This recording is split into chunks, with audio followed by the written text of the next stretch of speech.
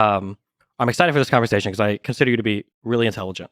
But I feel like sometimes there are ways that conservatives talk about certain issues that seem to defy logic and reason, I guess. So here, and I'm sure you feel the same way about well, I feel the same way about progressives, but even some liberals for sure.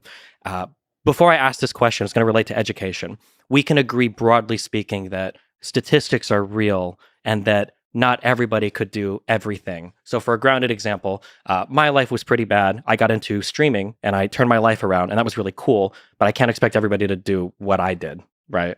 Like everybody being able to join the NBA or to be like a streamer. Well, of course, everybody has different qualities, sure. Okay. So, I used to be a lot more libertarian when I was 21. And one of the things that dramatically changed kind of my view on government manipulation of things in in society came when it came time to deal with my son and the school that he went to. And one of the things that I noticed was when it came time to send my son to school, I could either do private education or I could do public. Personally, I did 12 years of Catholic private education. However, the public schools in Nebraska, depending on where you lived, were very, very, very good. And I opted for a certain district. I bought a house there. I moved there. And then my son was able to go to those schools. And he's been going through those schools. And the difference of availability of like technology, like these kids are taking home iPads in like first grade. They've got like huge computer labs and everything.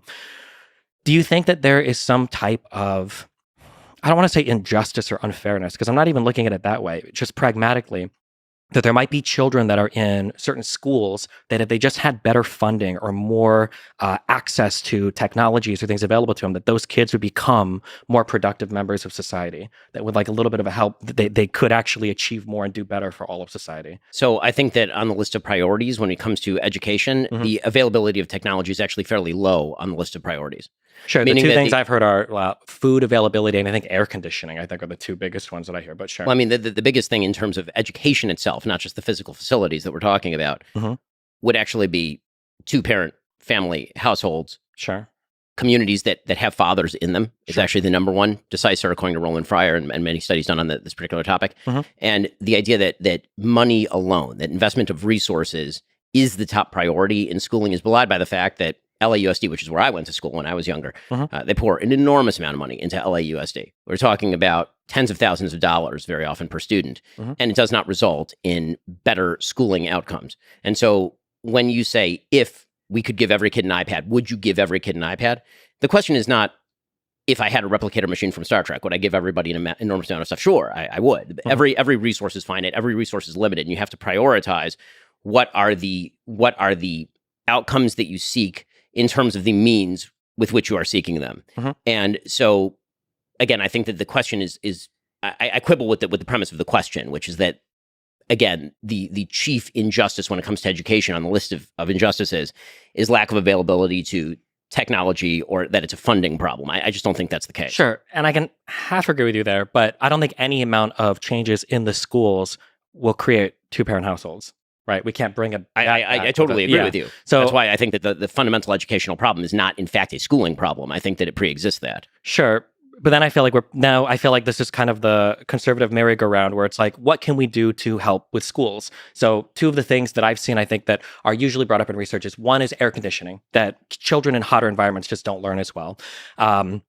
And then the second one is access to food. So like kids that are given like a breakfast or a lunch that's provided at school, like increases educational outcomes. Now, I agree that neither of these things might be determinative in like, 20% of kids were graduating and now 80% of kids are graduating, or these kids are all going, from with their GEDs into the workforce and now these kids are all suddenly becoming engineers. But in terms of where we can help, do you think there should be like some minimum threshold or minimum baseline of like, at the very least, every school should have a non-leaky gym, or every school should have, if children can't afford lunch or breakfast, like some sort of food provided, or every school should have these like baseline things? So again, I'm going to quibble with the premise of the question, because I think that when it comes to, for example, food insecurity, school food programs, again, you can always pour money into any program and at the margins create change. I mean, there's no doubt that pouring money onto anything will create change in a marginal way. The question is, how large is the margin and how big is the movement? Right. So the delta is what I'm looking at.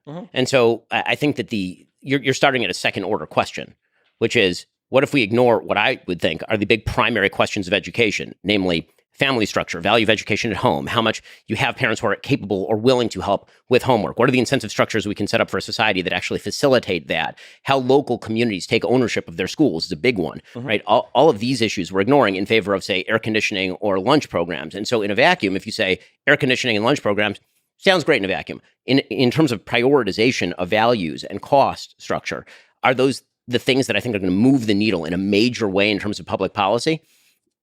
I do not. And in fact, I think that many of them end up being disproportionate wastes of money. I mean, I've talked before pretty controversially about the fact that an enormous amount of school lunch programs are thrown out. Like an enormous amount of that food ends up in the garbage can. Is there a better way to do that? If there is a better way to do it, then I'm perfectly willing to hear about that better way to do it. But it seems to me that one of the big flaws in the way that many people of the left approach government is, what if we hit every gnat with a hammer?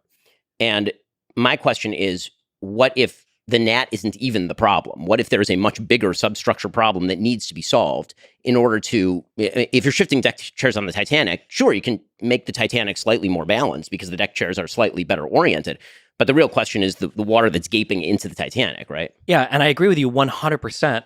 But again, I feel like we're on the conservative merry-go-round then of never wanting to address That's not a conservative merry-go-round. I can give you 10 ways. Well, sure. But so like here would be the merry-go-round. I would say that like there's a minimum funding for schools that I think would help children. And then we go, well, the thing that would help them the most is two-parent households. And I go, okay, well, two-parent households actually aren't the problem. The issue is access to things like birth controls, that people don't have children early on. And it's like, but the issue isn't actually birth control. The issue is actually you need a certain amount of money to move out early and to get married and then to have a two-parent household. So it's actually like economic opportunity. No. Well, it's not. No, just two-parent households. That's it. But like, what are the precursors? Don't fuck people before you're married and have babies. Sure. Done. That's great. We can say that and try to fight against, however many hundreds of thousands of years of human evolution, but people will have sex and people will make babies. And then they used to get married. The vast majority of people in this country with kids used to be married. The vast majority of people with kids in this country now are not married increasingly. That is obviously a societal change. Something changed. It wasn't human evolution. But a lot of those things in terms of resting on whether or not people get married have to do with financial decisions. Do you have the money? People are worse off now than they were 50, 60 years ago when the marriage rates were higher. People are delaying the start of their careers because education is going to be increasingly important. So in other words, people are richer now and they have more education now, and yet they're having more babies out of wedlock now because they're richer and have more education. I'm saying that one of the biggest indicators for whether or not somebody's willing to get married is how much money both people are making if they can move out of their household. People don't tend to want to get married at 22 when they've just finished college, when they don't have the money to move out and they can't afford a house. Because we have changed the moral status of marriage in the culture, meaning that everyone, poor, rich, and in between, used to get married. That is, by the way, a huge percentage of marriages in the United States used to be what they would call shotgun marriages, meaning that somebody knocked somebody up, and because they did not want the baby to be born outside of a two-parent household, they would then get married. Do we think that shotgun marriages, though, are a way to bring back equilibrium to education? Yes. Yes, absolutely. Yes, 100%. A child deserves a mother and a father. Sure. Because that is the basis for all of this, including education. Do we think that shotgun marriages are, well, let's say this. Do we think that that's a reasonable direction that society would ever take? Or is this like... Yes, it was the reasonable direction for nearly all of modern history. But history moves in one direction, right? Why? Because of time? I mean, people don't think that's in what way is that? And I don't think we've ever regressed social standards back to like, oh, well, let's go 100 years back and do things that, used to exist before. That's weird. The entire left right now is arguing that we regress social standards by rejecting Roe versus Wade. So that's obviously not true. The Roe versus Wade is not a social standard. It's a Supreme Court ruling, number one. Number two, if you read the actual majority opinion on Roe v. Wade, we can see that socially we actually never made huge progress on how society viewed abortion. This has always been an incredibly divisive thing, right? Even that was, I think, part of Alito's writing on it was that things like gay marriage, for instance, we've kind of moved past and it's not really as debated anymore, but abortion was never a settled topic despite Roe v. Wade. The notion that the arc of history constantly moves in one direction is belied by nearly all of the 20th century. What do we mean by that? I mean, the first half of the 20th century is filled with barbarism, communism, Nazism. All of that was a regression from what was happening at, for example, the beginning of the 19th century and the 20th century. In what way?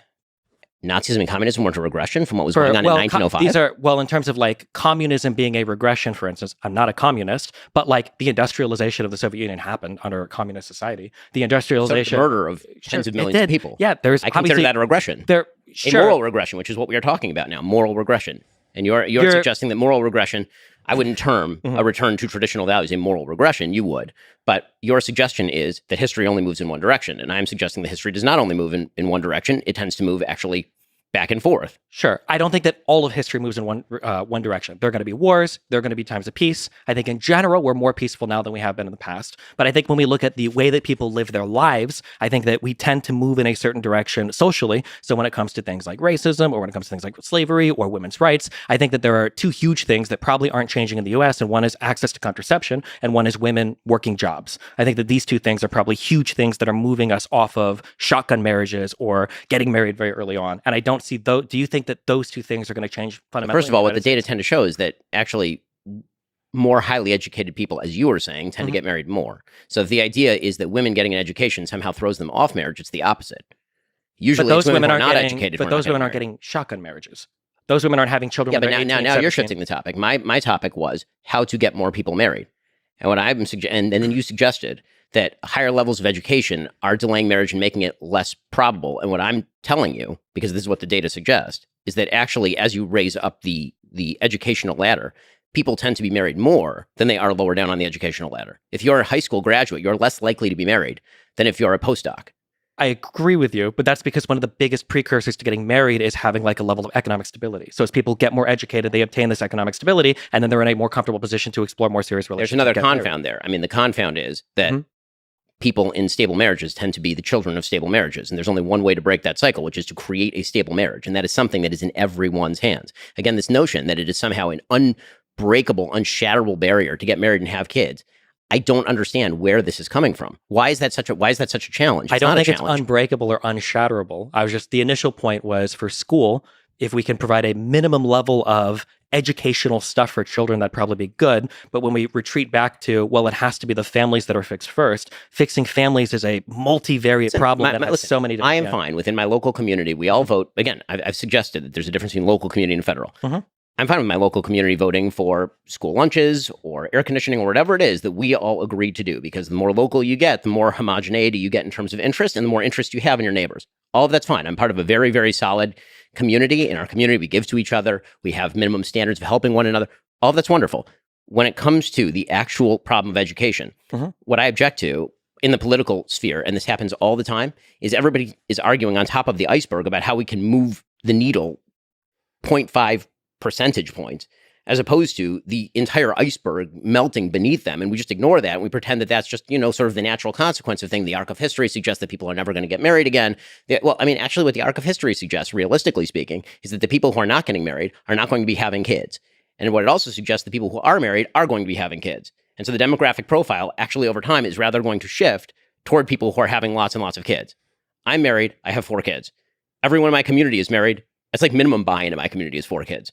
Okay. And so what's happening actually in terms of demographics is that the people who are more religious and getting married are having more kids. And so if you're talking about the arc of history shifting toward marriage, I would suggest that actually demographically over time, long periods of time, not over one generation, over long periods of time, the only cure for low birth rate is going to be the people who get married and have lots of kids.